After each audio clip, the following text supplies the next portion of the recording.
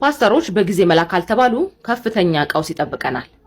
የዛሬ 1 ዓመት ከ6 ወር አካባቢ በእስራኤል ላይ ያጋጠመኝ አሳዛኝ ነገር በአንድ ታዋቂ የመንግስት ሆስፒታል የማታ ተረኛ ሐኪም ነበርኩኝ። በእለቱ በዛ ያሉ እናቶች በኦፕሬሽን አዋልደን ስለነበረ ሁላችንም ድካም ውስጥ ነበር። ከሌሊቱ 9 ሰዓት ስልኬ ጠራ። በእለቱ አብራኝ ተረኛ የነበረችው የኔ አንድ ጁኒየር ሬዚደንት ሐኪም ነበረች። ኮርድ አለዶ ካለችኝ። ኮርድ ፕሮላፕስ የጽንሱ እትብት ከጽንሱ ቀድሞ ሲወጣ ማለት ሲሆን በደቂቃዎች ውስጥ ኦፕሬሽን ካልተሰራ የጽንሱ ህይወት ያልፋል። እኔም የኦፕሬሽን ክፍል ልብሴን ይዤ የሰመመን ሐኪሞችና የኦፕሬሽን ክፍል ነርሶችን ቀስቅሼ በሩጫ ሄድኩኝ። ለእናቲቱ ተገቢውን ምርመራ ካደረኩኝ በኋላ በፍጥነት ኦፕሬሽን መደረግ እንዳለባት አሳወቅኩኝ። ሚስቴ መቀስ አይነካትም አለ ባልየው። እኔም በንዴትና በብስጭት ለማስረዳት ሞከርኩኝ። ሞቼ ይገኛለሁ አለ። የሚገርመው ነገር የእናትየው ከባልየው ጋር መስማማትና በአንድ ቋንቋ መናገር ነው።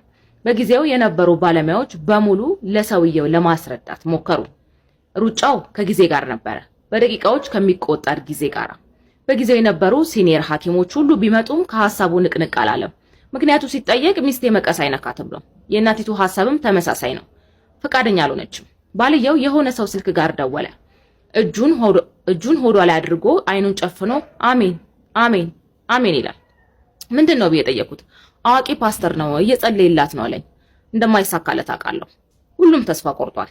በጊዜው የነበሩ አዋላጅ ነርሶች፣ ሬዚደንት ሐኪሞች፣ እጩ ዶክተሮች፣ ሲኒየር ሐኪም እንዲሁም ሌሎች ህመምተኛ አስተማሚዎች የጽንሱ የልብ ምት በአልትራሳውንድ ስናይ እየቀነሰ ነው።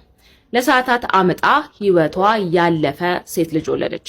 አሁንም ህይወቷ ያለፈ ጨቅላ ህፃን ላይ ካልጸለይኩኝ አለ። ፓስተር ተብየው ጋር ደውሉ። እጁን የህፃኗ ሆድ ላይ አድርጎ ተመሳሳይ ነገር አደረገ። እንቅልፍ ማጣት፣ ድካም፣ ብስጭት ስለነበረብኝ እሱን ማየት አልፈለኩም። በጥበቃ ከሆስፒታል እንዲወጣ አስደረኩኝ። አሁን ያለው የሃይማኖት ቢዝነስና ማጭበርበር የመጨረሻ ያደገኝነት ምዕራፍ ላይ ደርሷል።